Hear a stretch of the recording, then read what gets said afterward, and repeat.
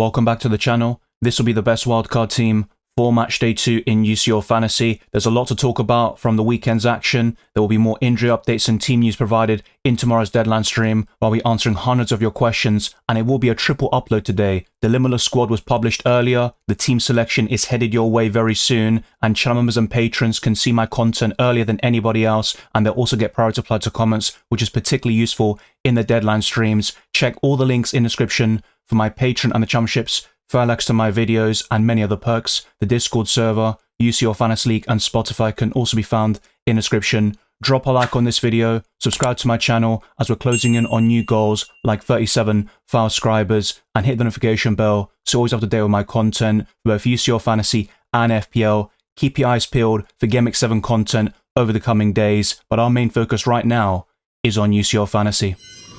Unlike the Limitless chip, you are restricted to a 100 million budget with the wildcard, which enforces permanent changes to your squad. All the differences between both boosters are highlighted in my chip strategy guide, and I discuss the best time to use both boosters, and my advice is to use them in the league phase. I think that's the best way to optimize both of them, especially the Limitless chip. With the wildcard, I used it quite late last season around matchday 13 for the first leg of the quarterfinals. That is still a viable strategy, but I think using it in matchday 2 will be very popular, and you can, in essence, navigate the fixtures seamlessly with the top teams and assets and be able to have a great team on paper for every single match day, and then Limitless in matchday 5, for example. But that's only one of multiple strategies covered in that video, and stay tuned for the team selection where I'll discuss my plans with this booster and the Limitless as well. Let's start off with the two goalkeepers, and remember, you want to have goalkeepers playing on different days, not just for matchday 2, but all the way up until the last match day of the league phase.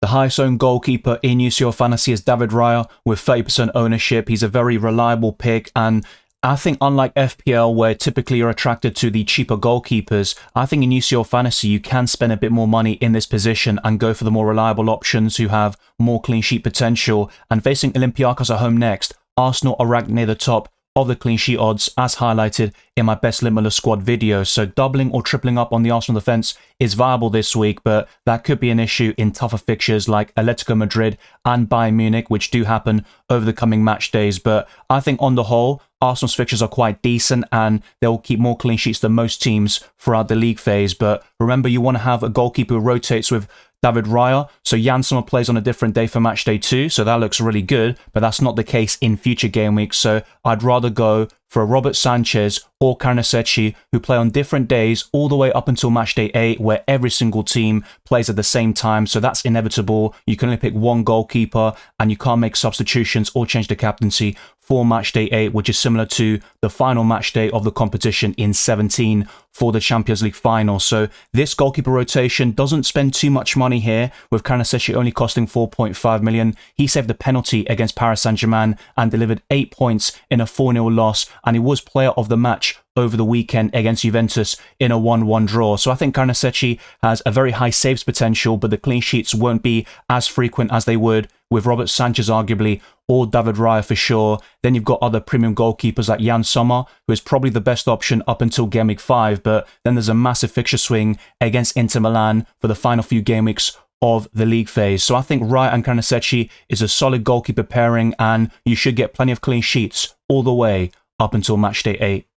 In my chip strategy video, I analysed the fixtures for the entire league phase, and Napoli are top. One of the toughest fixtures have come out of the way already against Man City away, and it was a free hit the moment that Di Lorenzo was sent off. Now keep an eye out on Spinazzola's fitness, and I do provide alternative picks towards the end of this podcast, just in case the likes of Spinazzola are unavailable, or if you want more of a balance in certain positions. But I would cover Napoli defensively if possible. That could be with Merit, their goalkeeper, who didn't start in matchday 1. It was Milinkovic-Savic. I believe Merit had an injury going into the opening matchday against Man City. So I think a Napoli defender could be viable, and Spinazzola scored in his last appearance, but they did play on Sunday night and he didn't feature, of course, due to muscle fatigue, and they lost 2-1 to AC Milan, where Kevin De Bruyne scored a penalty and had a bit of a reaction to being subbed off, and Antonio Conte didn't mince his words, let's put it that way. But I think one or two Napoli players is viable. I think one defender or goalkeeper, and possibly an attacker like Kevin De Bruyne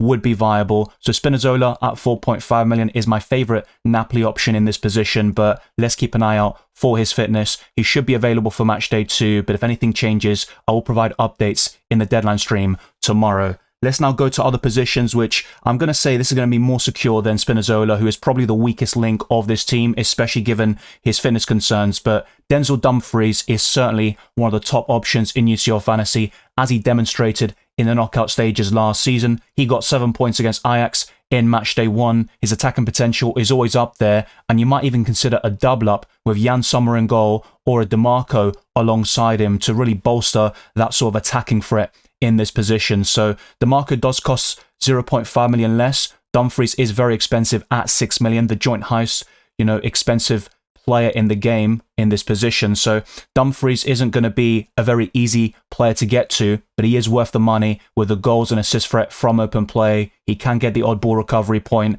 and even Bastoni is another solid option, and Inter Milan could be doubled or tripled up on with their fixtures up until Matchday 5. And with this wildcard in Matchday 2 strategy, you can limitless in Matchday 5 anyway, and that gives you a bit more time to then get some of these players out going into Matchday 6 as well. So it can work in tandem, and you can have a solid platform from the get-go. But let's now go to the other defenders, and one of them is going to be another 6 million defender, and this is certainly up for debate. But Virgil van Dijk is always solid in terms of ball recoveries, and you might want to go for Gabriel instead, but I think Arsenal could rotate on the odd occasion, and covering Arsenal defensively with David Raya could be sufficient. But honestly, if you want to double up there and go for a Gabriel or Saliba, then that's a solid option as well. But Liverpool have decent fixtures up until Matchday 4 and 5. They face the likes of Real Madrid very soon, and that could be quite difficult. But Liverpool are one of the best teams in Europe. I think defensively they can be a bit shaky. They were exposed a bit against Crystal Palace, conceding 7 big chances. They easily could have been 3 or 4-0 down in the first half. But Virgil van Dijk in FPL is scoring DEFCON defensive contribution points in every single game. That's an identical system to ball recoveries from UCL Fantasy. But let's now complete this defensive line with 2 cheaper options, and one of them is Ben Sebaini, who has good fixtures, and that includes Athletic Bilbao in Matchday 2, who have failed to score in the last couple of games, and Borussia Dortmund are keeping several clean sheets, but obviously that thriller in Matchday 1 against Juventus, a 4-4 draw, will catch everyone's attention. But Ben Sebaini scored in that game because he's on penalties. That's a rare quality for a defender. We had of Emre Can over the years in UCL Fantasy 2, but I think Ben Sebaini is worth that 4.5 million investment. The only downside is the Man City fixture on the horizon, but before then, you've got good fixtures, clean sheet potential against Athletic Bilbao and Copenhagen, and I think Borussia Dortmund could still qualify directly to the knockout stages. They have looked solid so far this season. But the final defender is from Tottenham Hotspur, and you can take your pick here from Pedro Porro, Van der Ven, or Christian Romero, who was brilliant for Atalanta a couple of years ago in terms of ball recoveries. And for Tottenham Hotspur, he's also scoring DEFCON defensive contribution points this season in Fantasy Premier League. So he is my favourite Tottenham defender, and probably the most nailed on overall. If he can stay fit, he's got a few goals in him, especially from set pieces, and this defensive line offers you a balance. You have no defensive double-ups, but like I said before, Arsenal and Inter Milan could certainly be considered when it comes to that. Let's now move on to the midfielders. There will be more offensive double-ups, including forwards as well. That'll be talked about later in this video, but I have to say, we have plenty of options in this position and a lot of captaincy contenders for Matchday 2. When I covered Club World Cup Fantasy throughout the summer, a player really caught my eye was Yildiz, and he has shown potential even last season in the Champions League, and I believe this season it could be his breakout in this competition where he could score multiple goals. There are plenty of Turkish midfielders to choose from in this position, and Yildiz is only one of many that could really bolster your ranks in the midfield position. Facing Villarreal away next, I think Juventus have decent fixtures overall. They are analysed, of course, in the chip strategy guide, but I think Yildiz can suit multiple chip strategies. Whether you're using the Limitless, he could be considered here with a wild card, and using free transfers. I think the fixtures are good enough. Yildiz is consistent. Even when he doesn't score or assist, he is playing extremely well, so the potential is always there for returns. But ultimately in UCL Fantasy, when you've got a midfielder like him, you want those goal contributions, and he can get them on a consistent basis, especially in the Champions League. So I'd highly recommend him at 6.5 million. You've also got Enzo Fernandez, who will be highlighted later in this video. But another option at 7 million this time is none other then Kalanoglu, who is on penalties and he can get the odd ball recovery point. It was a 10-pointer against Ajax with 2 assists. I think he's a brilliant option up until matchday 5, and even in tougher games, he can score. He did so against Arsenal last season from the penalty spot, and I think he's always a decent and consistent option in the midfield. He has been for the last couple of years. So like I said, there are a few Turkish midfielders under consideration in my UCL Fantasy team, but Elise is one of my favourite options in general, costing only 8 million. That's an absolute bargain. Only the 4 points, of course, in matchday 1. A bit disappointing against Chelsea, but he got the assist, and I think he's got a massive ceiling against Paphos. He could be considered for the captaincy here and against Club Brugge in matchday 3. Bayern Munich have won 11 consecutive games across all competitions. They have scored over 20 goals in the Bundesliga already, so doubling up on their attack is certainly viable. A cheaper alternative is Serge Gnabry, but he can rotate with Nicholas Jackson, and the Senegalese striker can sometimes play as an attacking midfielder or second striker and play in different positions across that front line. So Serge Gnabry won't be safe, but Michael Elise will play virtually every single game for Bayern Munich, and it's not going to be too often you see a player, even from a top team, kind of being rested in the Champions League because of the kind of league phase format, so to speak. I think it's a bit different with maybe Arsenal defenders, for example, because they have so much squad depth and there isn't a massive drop-off. Elise could be benched in theory against weak opposition like Paphos, but I don't think that'll be the case. He should start this game, and Bayern Munich will be wanting to build upon this momentum, score multiple goals, create a lot of big chances, and demolish the rest of the competition. And they have some tough fixtures on the horizon, like Arsenal away. So I think beating the likes of Paphos quite convincingly could help them in their quest to qualify directly to the knockout stages. And it would be a huge shock if Bayern Munich failed to do so. We've now got 2 spots left, and one of them is Adeyemi, who also costs 7 million. So a decent amount of money is spent in this position, but no premiums at this moment in time. Of course, that could still be considered with Lamine Yamal, but it does require a restructure and downgrades in other areas. But Adeyemi has been in brilliant form. He scored in the recent Bundesliga game, a good return, of course, in matchday 1, delivering 12 points against Juventus. And he was fairly decent last season in the Champions League, where he scored a hat-trick against Celtic. So he has that high ceiling. He can be fairly consistent, but it's all about unlocking the best version of him. And so far, he has been more impressive than Guirassy, who was the go-to Borussia Dortmund asset in the previous campaign, finishing as the top scorer of this competition alongside Rafinha with 13 goals. But let's now complete the squad, or midfield anyway, with one more Turkish midfielder in Arda Güler to really capitalise on Real Madrid's fixture against Kara Almaty. They do have some tough games on the horizon though, like Juventus, Liverpool and Manchester City, so that could be a slight concern. I wouldn't triple up on Real Madrid, even though they would be the top team in terms of the clean sheet odds this week. Howson is a good option there if you want to consider him, but going for Howson, Arda Güler and one of their strikers, for example, isn't something I'd recommend. Vinicius Jr. is a great punt on the Limulus, but he's not someone I'd recommend long-term on the wildcard chip. But Güler only cost 6 million. He got a goal and assist against Atletico Madrid in that 5-2 loss. I think he's got that potential. He should start in this game, and either way, we see the lineup against Kara Almaty. So provided he gets 60-70 minutes at the very least, I think Arda Güler could get a massive return. He is a quality player, and his ceiling is extremely high to say the least. So I think doubling up on that Real Madrid attack will be a great option for matchday 2, and it could be evaluated in future match days. You could trim it down a little bit. Of course, Mbappe up front is fixture proof. He's the only one I wouldn't mind keeping long term, but even a switch to Harry Kane or Erling Haaland isn't out of the question, and Arda Güler only costs 6 million in the midfield, so keeping him in the long term is still viable. He's a great squad option for UCL Fantasy.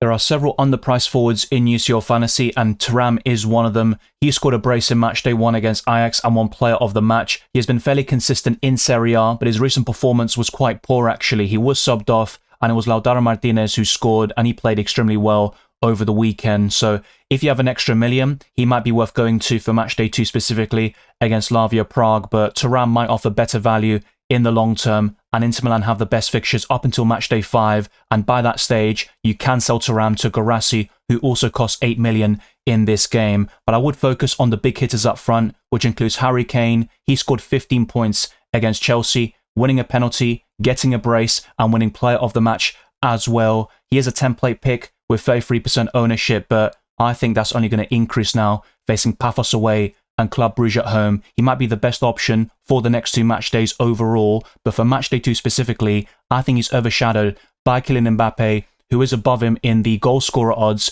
and I think he is a brilliant option in general, even in the tougher fixtures. Mbappe is also scoring and assisting in virtually every single game. Only a few players have been doing that: Erling Haaland, Kane, Mbappe, and Lamine Yamal, who will be discussed, of course, later on. And in the case of Haaland, he blanked once against Tottenham Hotspur this season. He has scored in every other game, and he's getting massive returns in the process. So I think he's a brilliant option against Monaco away. It's not easy to leave him out of this. And on the Limitless, you can go for Kane, Mbappe, and Haaland simultaneously, which definitely makes it very appealing to Limitless in match day 2. But the likes of Thuram and Lautaro Martinez are great options facing Slavia Prague at home. So that's the 15-man squad for the wild card. With the captaincy, as discussed with the best Limitless team, I would probably go for Mbappe on the Tuesday, but Kane is a very close second, of course. It's just a shame they play on different days. But on the 1st of October, you could argue that the captaincy options pale in comparison, but you might want to go for an Adeyemi or Yildiz, and don't discount defenders. They can still be great options for the captaincy, but ideally, if you go differential, it would be on the Tuesday first, and then you go for a more template and safer pick on the Wednesday. But everyone is different. Play UCL Fantasy your way, and I think Mbappe and Kane, you can't go wrong with those two. Even Elise is a great shout for that Tuesday captaincy, and if you do have Erling Haaland, I think that's a great option on the Wednesday facing Monaco away. They're conceding so many chances and goals, and Man City are looking better in the last couple of weeks. So I think this is a great 15-man squad. Spinazzola is an injury doubt, of course, with muscle fatigue, but I will be covering alternatives in the next few sections, so keep your eyes peeled for that. And let me know your thoughts down in the comment section below. Which other players deserve consideration for match day 2 and beyond? Some people watching might not be fully convinced by Carnesecchi, and I completely understand that. No clean sheet so far this season, and Atalanta look poor defensively. Robert Sanchez would offer you a bit more security in terms of the clean sheets, especially for the next 3 match days. And the main reason why I've gone for him as an alternative pick to rotate with Raya is because he plays on different days to David Raya all the way up until match day 8. That Arsenal-Chelsea sort of rotation works extremely well between the sticks. Otherwise, I'd just say, you know what, go for Ryan Sommer. That'd be such a simple answer, but you're spending so much money in this position, and they play on the same day on multiple occasions. I've gone for Jurrien Timber as an alternative Arsenal pick, but my favourite Arsenal defender remains Gabriel. He's got the ball recovery potential, and he's more nailed on in this team because Timber has Ben White knocking on the door. If the English right-back can stay fit, he will get the odd start in the Champions League and Premier League because Arsenal squad depth is ridiculous. Virgil van Dijk is still here, but you could even consider a Bastoni, for example, and doubling up on Inter Milan defensively in that direction.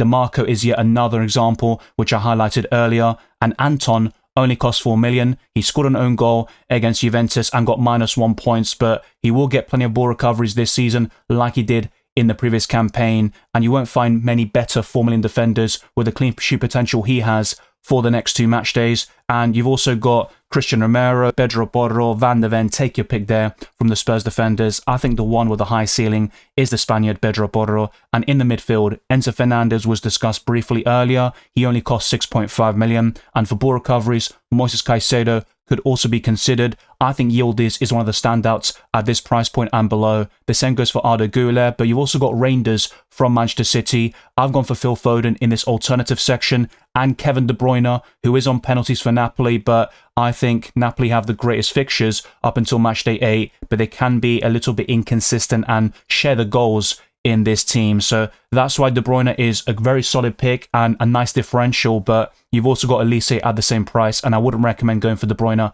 at this stage. With Guirassy, a nice alternative to Thuram, there's no doubt about that. And if you've got 1 million in the bank, Lautaro Martinez is yet another solid option, and Julian Alvarez is another Argentine who can score plenty of goals. He scored a brace against Real Madrid over the weekend and a hat-trick for Atletico very recently. I think Kane and Mbappe are the standouts overall, but once again, you can't discount Erling Haaland. He is a brilliant option who is on fire this season with 8 goals in 6 Premier League matches, and he's the quickest player in Champions League history to reach 50 goals in just 49 matches. So he has more goals than games played in this competition. It's simply ridiculous, and his ownership before the matchday 1 deadline was around 13%. It's now up to 30 after yet another goal against Napoli.